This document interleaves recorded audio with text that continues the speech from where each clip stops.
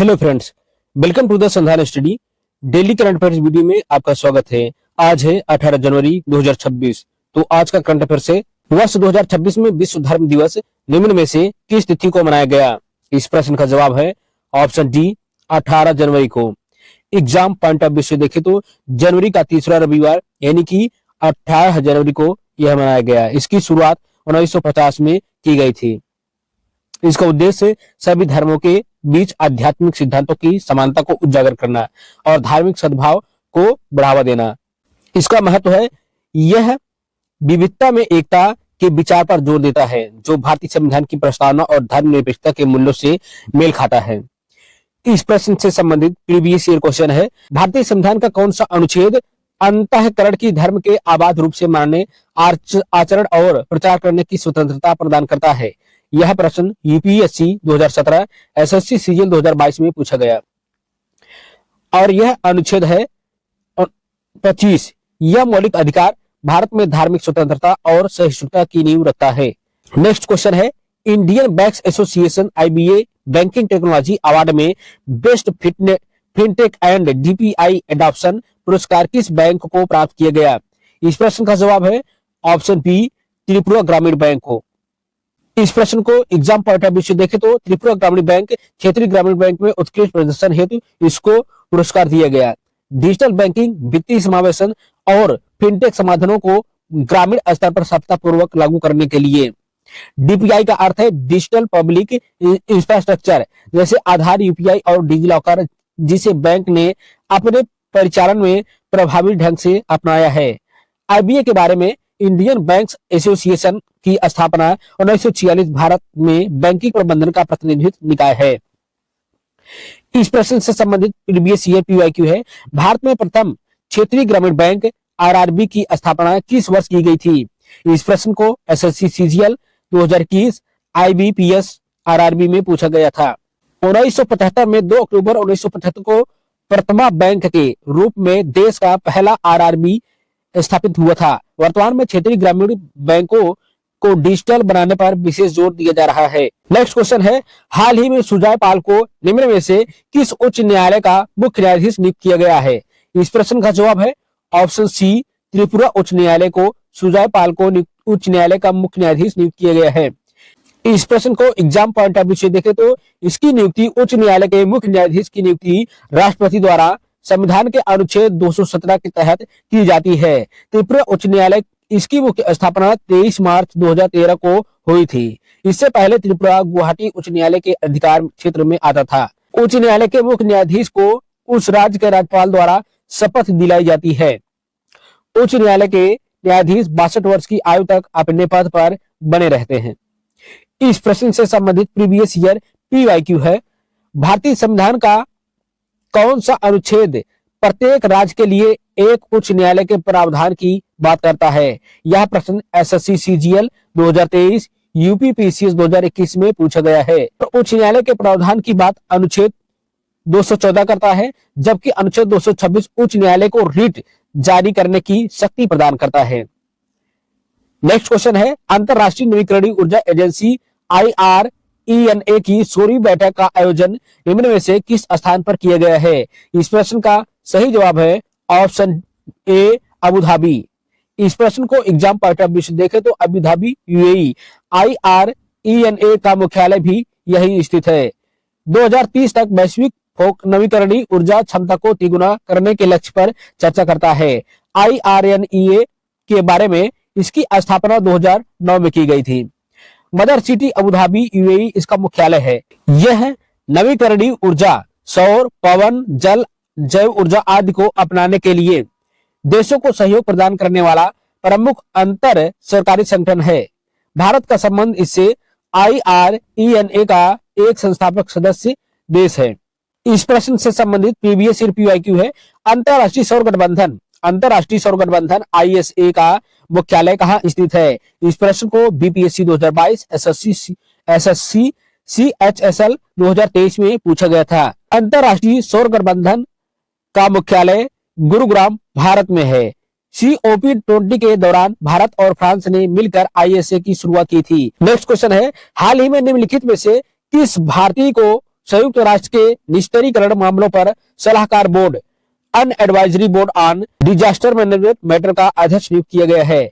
इस प्रश्न का जवाब है option D, dB Venkatesh Sharma को। इस प्रश्न को एग्जाम पॉइंट ऑफ व्यू से देखें तो यह बोर्ड संयुक्त राष्ट्र महासचिव को अस्त्र नियंत्रण, आर्म्स कंट्रोल, परमाणु अप्रसार और निरस्त्रीकरण के मुद्दों पर सलाह देता है। बोर्ड में दुनिया भर के प्रतिष्ठित विशेषज्ञ शामिल होते हैं, जिन्हें उनकी व्यक्तिगत क्षमता के आधार पर चुना जाता है। डीबी वेंकटेश वर्मा के बारे में, वह भारतीय विदेश सेवा IFS के 1988 बैच के अधिकारी हैं और उन्होंने रूस में भारत के राजदूत और जिनेवा में निरस्त्रीकरण सम्मेलन में भारत के अस्थायी प्रतिनिधित्व के रूप में कार्य किया है। इसका महत्व है किसी भारतीय का इस पद पर होना भारत के परमाणु सिद्धांतों जैसे नो फर्स्ट यूज और वैश्विक शांति प्रयासों की विश्वसनीयता को दर्शाता है। इस प्रश्न से संबंधित प्रीवियस ईयर PYQ है, निरस्त्रीकरण सम्मेलन CD का मुख्यालय कहाँ स्थित है? यह प्रश्न SSC CGL 2021 UPSC CAPF में पूछा गया था। निरस्त्रीकरण सम्मेलन का मुख्यालय जिनेवा स्विट्जरलैंड में स्थित है। निरस्त्रीकरण से संबंधित अधिकांश महत्वपूर्ण अंतर्राष्ट्रीय वार्ताएं जिनेवा में ही आयोजित की जाती हैं। नेक्स्ट क्वेश्चन है, एतिहाद एयरलाइंस किस देश की राष्ट्रीय एयरलाइंस है जिसे वर्ष 2026 में दुनिया की सबसे सुरक्षित एयरलाइंस घोषित किया गया है? इस प्रश्न का सही जवाब है ऑप्शन सी, संयुक्त अरब अमीरात। इस प्रश्न को एग्जाम पॉइंट ऑफ व्यू से देखें तो संयुक्त अरब अमीरात UAE, इसका मुख्यालय अबू धाबी में स्थित है। इसने एयर न्यूजीलैंड और कतर एयरवेज जैसी दिग्गज एयरलाइंस को पीछे छोड़कर प्रथम स्थान प्राप्त किया है। यह रैंकिंग सुरक्षा प्रोटोकॉल, दुर्घटना रिकॉर्ड, विमान की उम्र और परिचालन सुरक्षा ऑडिट के आधार पर दी जाती है। इस प्रश्न से संबंधित प्रीवियस ईयर PYQ है, एयर इंडिया का अधिग्रहण हाल ही में किस भारतीय समूह द्वारा किया गया? यह प्रश्न SSC CHSL 2022 में पूछा गया था। टाटा ग्रुप जनवरी 2022 में टाटा समूह ने आधिकारिक तौर पर एयर इंडिया का नियंत्रण संभाला था। भारत में एयरलाइंस से संबंधित इस प्रकार के प्रश्न अक्सर पूछे जाते हैं। नेक्स्ट क्वेश्चन है, दिसंबर 2025 के लिए ICC men's player of the month पुरस्कार निम्न में से किस खिलाड़ी को प्रदान किया गया है? इस प्रश्न का सही जवाब है ऑप्शन डी, जस्टिन ग्रिव्स को। इस प्रश्न को एग्जाम पॉइंट ऑफ व्यू से देखें तो विजेता दिसंबर 2025 जस्टिस ग्रिव्स वेस्टइंडीज के रहे। उन्होंने बांग्लादेश के खिलाफ दूसरे टेस्ट में शतक जड़ा और मैच में 7 विकेट भी लिए। महिला विजेता दिसंबर 2025 दीप्ति शर्मा। भारतीय ऑलराउंडर दीप्ति शर्मा को महिलाओं की श्रेणी में प्लेयर ऑफ द मंथ चुना गया। इस पुरस्कार की शुरुआत ICC ने जनवरी 2021 में इस मासिक पुरस्कार की शुरुआत की थी। इस प्रश्न से संबंधित प्रीवियस ईयर क्वेश्चन है, वर्ष 2021 में सबसे पहले ICC में प्लेयर ऑफ द मंथ का पुरस्कार किस खिलाड़ी को प्रदान किया गया था? यह प्रश्न RRB NTPC 2021 SSC में दिया गया था। ऋषभ पंत, जनवरी 2021 के लिए ऋषभ पंत यह सम्मान पाने वाले दुनिया के सबसे पहले क्रिकेटर बने थे। नेक्स्ट क्वेश्चन है, दुनिया का सबसे बड़ा ग्रीन अमोनिया प्रोजेक्ट निम्न में से किस स्थान पर स्थापित किया जाएगा? इस प्रश्न का सही जवाब है ऑप्शन ए, आंध्र प्रदेश। इस प्रश्न को एग्जाम पॉइंट ऑफ व्यू से देखें तो यह काकीनाडा आंध्र प्रदेश में स्थित किया गया है। इस प्लांट की उत्पादन क्षमता 5 मिलियन टन प्रति वर्ष MTPA ग्रीन अमोनिया तक पहुंचाने का लक्ष्य है। इसका महत्व भारत को नेट जीरो लक्ष्य की ओर ले जाने और उर्वरक एवं जहाजरानी उद्योगों को कार्बन मुक्त करने में मदद करेगा। इसे पारंपरिक जीवाश्म ईंधन के बजाय नवीकरणीय ऊर्जा, सौर और पवन का उपयोग करके उत्पादित किया जाएगा। ग्रीन अमोनिया क्या है? जब हाइड्रोजन का उत्पादन पानी के इलेक्ट्रोलिसिस नवीकरणीय ऊर्जा का उपयोग करके से किया जाता है और फिर इसे हवा से नाइट्रोजन के साथ जोड़ा जाता है तो प्राप्त उत्पाद ग्रीन अमोनिया कहलाता है। इस प्रश्न से संबंधित प्रीवियस ईयर क्वेश्चन है, राष्ट्रीय हरित हाइड्रोजन मिशन के तहत भारत ने वर्ष 2030 तक प्रतिवर्ष कितनी ग्रीन हाइड्रोजन उत्पादन क्षमता का लक्ष्य रखा है? यह प्रश्न UPSC CDS 2023 SSC CGL में पूछा गया था। नेक्स्ट क्वेश्चन है, भारत विद्युत शिखर सम्मेलन 2026 का आयोजन निम्न में से किस स्थान पर किया जाएगा? इस प्रश्न का जवाब है ऑप्शन डी, नई दिल्ली। इस प्रश्न को एग्जाम पॉइंट ऑफ व्यू से देखें तो इसका आयोजन स्थल नई दिल्ली है। भारत को 2047 तक ऊर्जा स्वतंत्र बनाने के रोड मैप पर चर्चा करना और निर्बाध बिजली आपूर्ति सुनिश्चित करना है। इसका प्रमुख विषय है स्मार्ट ग्रिड, डिजिटल ट्रांसफॉर्मेशन, हरित ऊर्जा का एकीकरण और इलेक्ट्रिक मोबिलिटी को बढ़ावा देना है। इसमें नीति निर्माता, उद्योग जगत के नेता, बिजली वितरण कंपनियां, GIS, COMS और अंतरराष्ट्रीय विशेष हिस्सा लेंगे। इस प्रश्न से संबंधित प्रीवियस ईयर क्वेश्चन है, भारत सरकार ने किस वर्ष तक देश की कुल स्थापित बिजली क्षमता का 50% गैर जीवाश्म ईंधन स्रोतों से प्राप्त करने का लक्ष्य रखा है? यह प्रश्न UPSC 2023 SSC CPO में पूछा गया है। नेक्स्ट क्वेश्चन है, रातापानी टाइगर रिजर्व का नाम बदलकर doctor Vishnu Shridhar Wakankar tiger reserve करने की घोषणा की गई है। यह किस राज्य में स्थित है? इस प्रश्न का सही जवाब है ऑप्शन सी, मध्य प्रदेश। इस प्रश्न को एग्जाम पॉइंट ऑफ व्यू से देखें तो यह मध्य प्रदेश के रायसेना और सीहोर जिले में फैला हुआ है। यह भारत का एक अनोखा अभ्यारण्य है जो आधिकारिक रूप से पूरी तरह से टाइगर रिजर्व घोषित होने के से पहले ही बाघों की अच्छी आबादी के लिए जाना जाता है। इसका महत्व यूनेस्को विश्व धरोहर स्थल भीमबेटका की गुफाएं इसी रिजर्व के परिसर में स्थित है।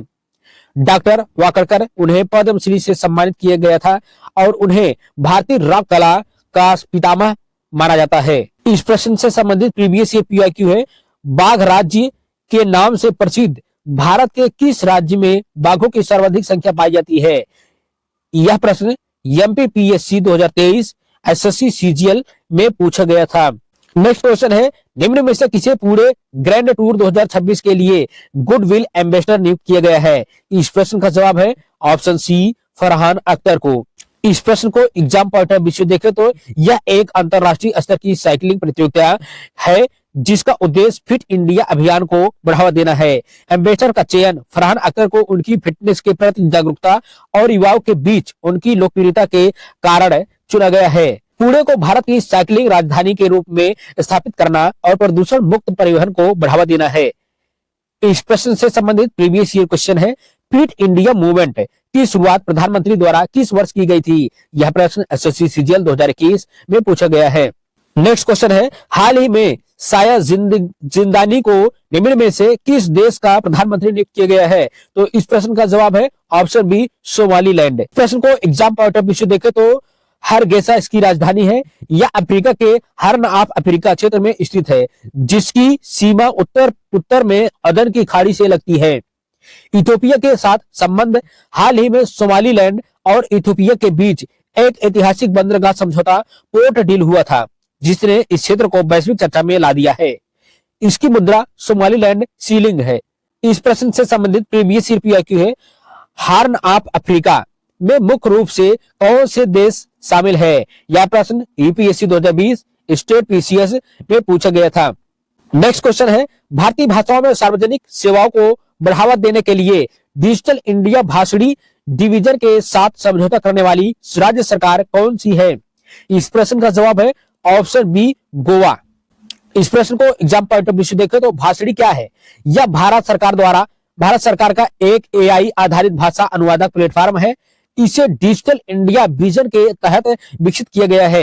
इंटरनेट और डिजिटल सेवाओं पर भाषाई बाधा को खत्म करना और भारतीय भाषाओं में सामग्री उपलब्ध कराना है। गोवा इस तकनीक का उपयोग सरकारी योजनाओं के अनुवाद, वॉयस आधारित सेवाओं और ई-गवर्नेंस पोर्टल को बहुभाषी बनाने के लिए करेगा। यह इलेक्ट्रॉनिक्स और सूचना प्रौद्योगिकी मंत्रालय के अंतर्गत आता है। इस प्रश्न से संबंधित PYQ है, भाषणी जिसे अक्सर समाचारों में देखा जाता है मुख्य रूप से किससे संबंधित है? UPSC 2023 SSC CGL में यह प्रश्न पूछा गया है। तो डेली करंट अफेयर्स वीडियो में बस इतना ही। मिलते हैं नेक्स्ट वीडियो में, तब तक चैनल को लाइक, सब्सक्राइब, शेयर जरूर करें। धन्यवाद।